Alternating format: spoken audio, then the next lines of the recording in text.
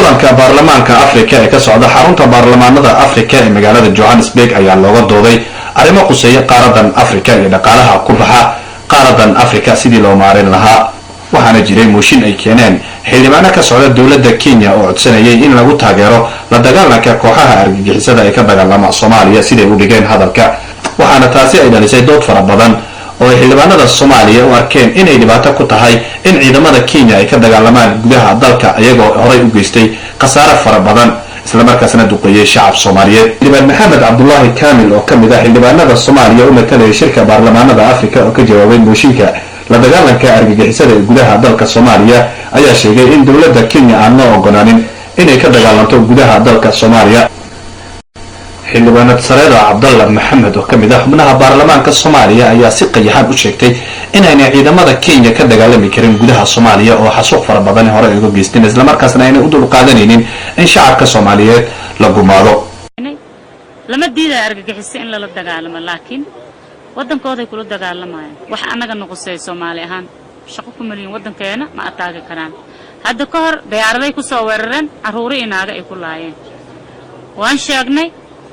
mooshinkaas waxay ahayd in anaga keegno because anaga maalin walba hoteeladeena la qarxiyaa madaxdeena la laaya shibaanahay anaga dib ka qabnay oo hadlin ay iiga mooshin keenay because madaxdeena Soomaaliya ka hadlaynin maalin walba in airplane lagu garaaco dalka ya mid aan ku koray ma aha aniga ma u adkeysan karin kuma garaaci karaan dalkeenana kama dagaalami karaan gudahooda dadka gaarisa gubay waxay ahaayeen dad Kenyan national waa la og yahay nin madaxa wiilkiisa ku jira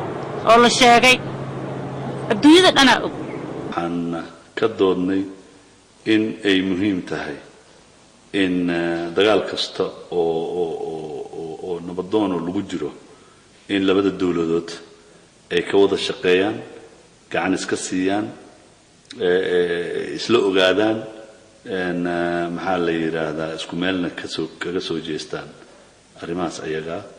mooshinka intaas ku saabsanaa waana la meel mariyay oo baarlamaanku waa meel mariyay waxaan rajaynaynaa haddee waa dukumenti muhiim ah dawladda Soomaaliya inuu anfici doono maxaa la yiraahdaa dawladda Kenya anfici doono maxaa yeelay waa go'aan baarlamaan. ugu dambeyn TV-ga caalamiga Universal waxa warbixin kooban siiyay xildhibaan Cabdisamed Macalin Maxamuud oo madaxa xildhibaanada Soomaaliya u matalaya shirka baarlamaanada Afrika waxay isku afgarteen xildhibaanada Soomaaliya ka socda iyo xubnaha baarlamaanada Afrika ay soo gudbiyeen xildhibaanada ka socda dawladda Kenya mooshinkaasi oo macnihiisu ahaa sanad markooda in dawladda Kenya iyo shacabka Kenya garab u siiyo la dagaalanka argagixisada loo yaqaan Al-Shabaab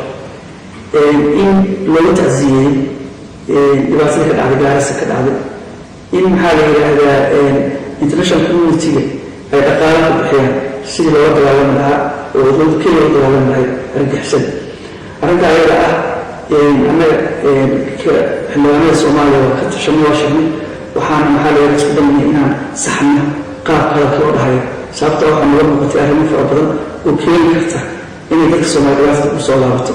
waxaan maxaa la yiraahdaa marka ugu aan ka saxnay weydiisanayna sameeyay amnigaas waxaan soo diyaarinay in marka koowaad Kenya aan garab siino oo garab ku siinayno in maxaa la yiraahdaa dagaalka argagixisada dalkeena gudihiisa ay kala dagaalanto. waxaa kaleeto oo aan ka tacsiin kasta oo operation Somalia in la fuliyaan ciidamada xoogga dalka Soomaaliya maadaama ay hadda ku dhaceen dhibaatooyin fara badan oo ciidamada dalka Kenya ay u geysteen Soomaaliya oo masaakiin ah oo ugu dhibaataysan. Idris Abdi Hassan TV-ga caalamiga Universal xarunta baarlamaanada Afrika Johannesburg.